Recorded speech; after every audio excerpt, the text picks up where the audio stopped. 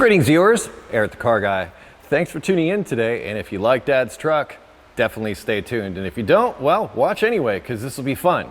And this will work for a lot of vehicles, not just Dad's truck. And what I'm speaking about specifically is I want to change the rear taillights on the truck. The ones that are on there now, well, they're 30 years old, they're kind of hazy, and they have the old filament bulbs on the inside. But I want to upgrade to LEDs and make them super bright and awesome, especially since this thing doesn't have a third brake light. I have the little light that's down in the hitch, but you know, that's down in the hitch. I would like for people not to rear end me in this truck. I really like this truck. I want to keep it nice. But there is an issue, and those of you on social media that are paying attention, you caught it before I did.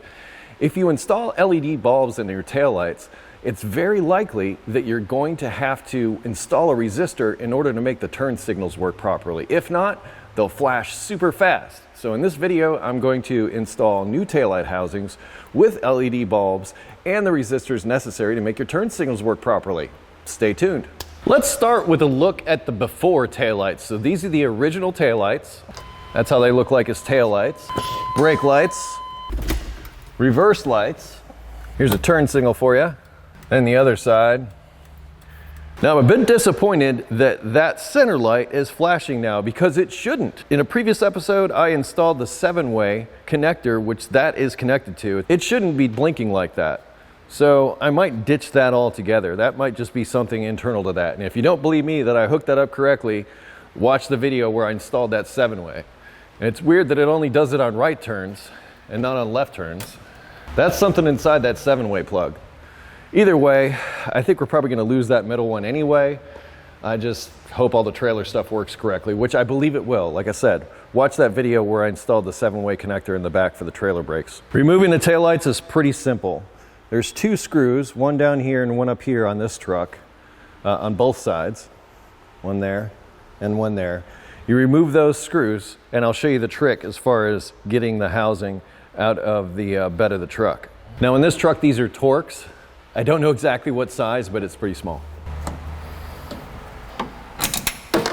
Well, at least it fell all the way through. Now to get these out on this truck, don't pull straight out. You kind of got to twist like this. And the reason is there's a couple of like little hooks here on the plastic. And then of course there's an electrical connector. Disconnect that and you're good. That came out easier. Before installing new taillights, I'm going to install the resistor. In order to install the resistor, you need to know where your ground is and where your brake/turn signal lights are. Brakes and turn signals are often the same thing. Knowing what I know about GMs, the brown wire is almost always the taillights. The black wire is the ground. I can check that here. I have my power probe hooked up to the battery. It can tell me what is power and ground. So that's the black wire here on the end, and that one's ground.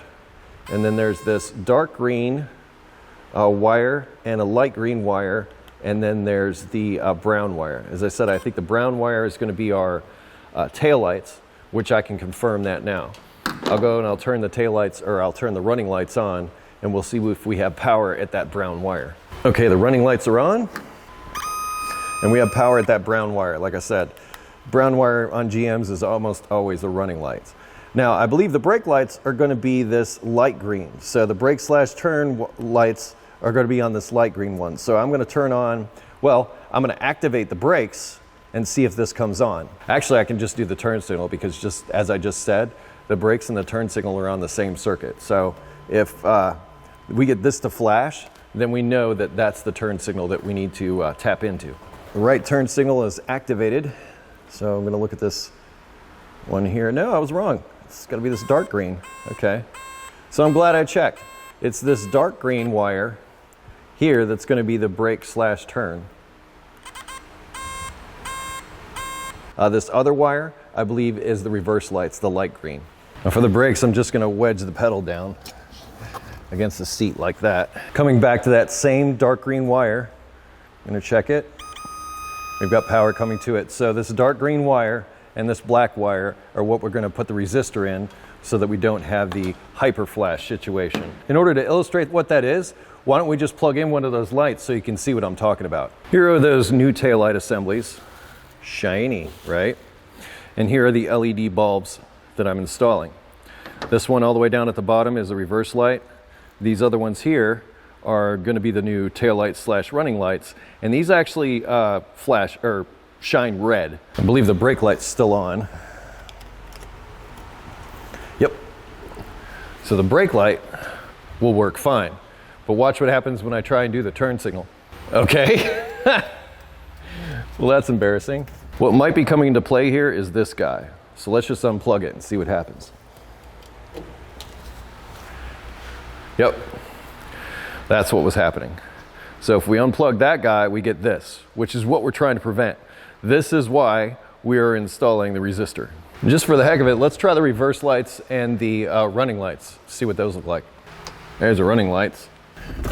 Reverse. Oh yeah, that's some bright stuff there. Here on the workbench are the resistors I will use. And you can install, well, whatever resistors you like, I suppose. These are made specifically for the task. I imagine they get hot, which is why they are in this enclosure. But these are the ones that I'm using. I'll link them down in the description to make it easy. Some of you I know are going to have issue, and I would kind of have an issue with installing these, but I'm doing it anyway to make it easy to install. But if ever down the road I wanted to go back to regular stuff, I think it's easier to remove these and just repair the wiring and put everything back together. That's my argument. I'm sticking to it. Dark green wire and the black wire, because that is our brake slash turn signal. I'm gonna try to get this as far down away from the connector as I can in case I ever need to do any kind of repair. I don't believe this resistor is directional at all. And take a pair of pliers, squish this down so that it pierces both wires is what you're looking for. So make sure that that goes through everything.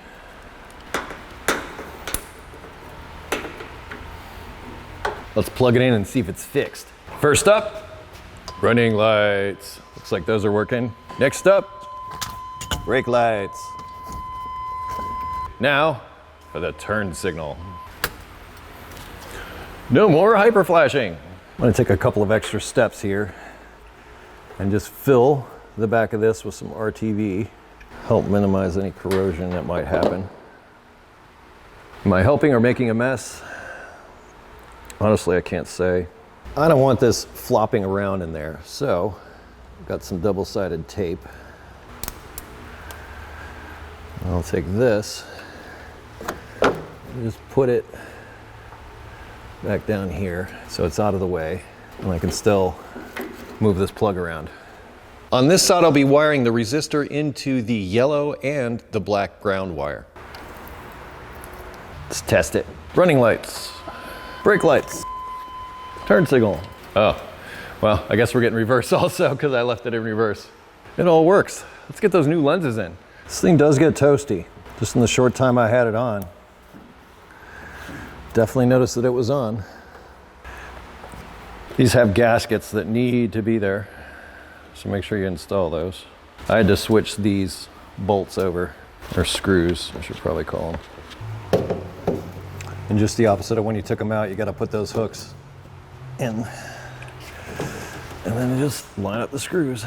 This is one of those kind of things that doesn't take too long, but you get a lot of satisfaction out of the result. They really brighten the truck up.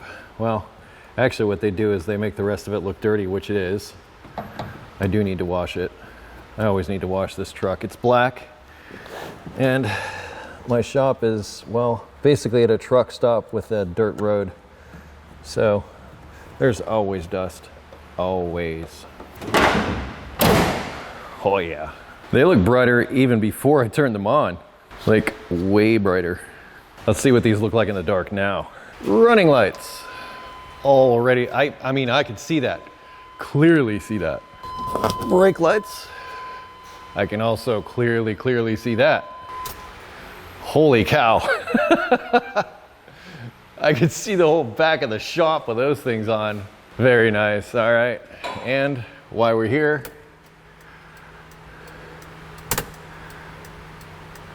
excellent. Super happy with how easy that was. And that didn't take that long at all. Because I'm curious, I plugged this guy back in. Let's see what happens when I do the turn signals now. Still does that just on right turns. I feel it's less necessary with how bright everything is now. So I think I'm just gonna remove that third light and just be done with it. I think it looks better without it, without that wire hanging across. I'll get a cover to close up that hole, but I'm done. The takeaway from this is pretty straightforward. What you're looking for is the brake light / turn signal wire and the corresponding ground to go with it to tie your resistor into. But that works really well on older vehicles like this 1990 pickup truck. However, newer vehicles may prove problematic. Some newer vehicles have indicators on the dash that tell you when you have a brake or taillight out. This may affect that and negate that system, so that system won't work properly. Some later model vehicles also use a digital flasher setup, and this may interfere with that and mess everything up. So you want to research your vehicle before you buy the LED bulbs and the resistors and everything, just to be on the safe side. So you don't want to commit to this unless you're sure it's going to work out. Something older like this, no problem. Later model vehicles, that might be a problem, so look into that. Thanks to everyone on social media that mentioned that I really should check those turn signals. I'm all like, nah, it's fine. And then I thought, well, they're LEDs, so they have different resistance than incandescent bulbs, so I really should check. And when I did, I had that really fast flashing. Anyway, I hope that this video gives you the information you need to install LED bulbs in your vehicle. Like I said, just look for the wires for the brake and the ground, and the turn signal and the brake are usually the same wire. But just check everything before you go in there and you should be fine. I'll put links in the description to additional videos and information, tools, the parts that I used here, so check the description for more stuff. Also a link to EricTheCarGuy.com, which is where I ask you go if you have automotive questions. Thank you so much for watching today. Be safe, have fun, stay dirty. I'll see you next time.